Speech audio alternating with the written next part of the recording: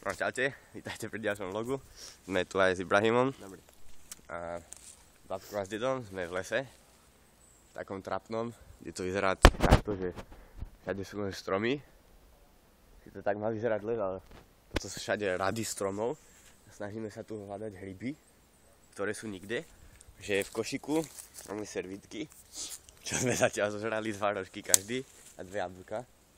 Oni našli jeden hryb, to je úspech. A tak všetci sa tu dohadujeme, kade pôjdeme, lebo asi sme sa stratili, že vraj sme pri nejakej veži a robíme aspoň nejaké fotky. Ibrahim fotí všetko. Fakt fotí mňa, fotí tu machy. Skúšali sme, či sa dá jesť mach. Nefunguje to, chutí to dosť divne. A tak dosť nám utekajú. Nevadí, čo keď sa stratíme v lese, tak spravím nejaké videá, aspoň nech to bolo pred smrťou. No. On tu furt má GPS-ko celú cestu. A tak aspoň sa nestratíme. Sice neviem, nefunguje to asi, ale tak... Funguje to. Tam pred nami je cesta a tam malacky niekde sú. No to vieme aj bez GPS, aj bez Ibrahima. Ale ja mám aj kompas. Dobre. Mám proste výbavu na huby, má kompas, GPS a nemá žiadnu hubárskú príručku, lebo žiadna tam nebola. Áno, chuligáni.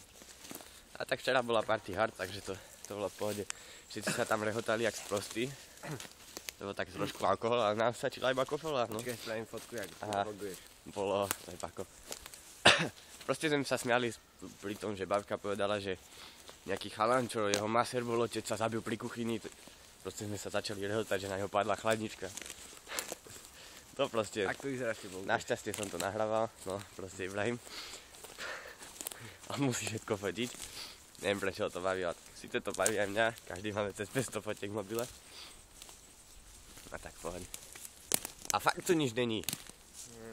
Celú cestu ideme, žiadny hríb. Nalámali sme síce dosť palíc.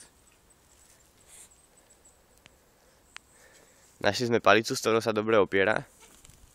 A tak on zistil, že keď dá na to macho, to nebude tak píchať. No. A je to dobré. Nevieme, čo síce budeme robiť ďalej, lebo oni chcú ísť ešte niekam do iného lesa. Ale už nemáme čo jesť.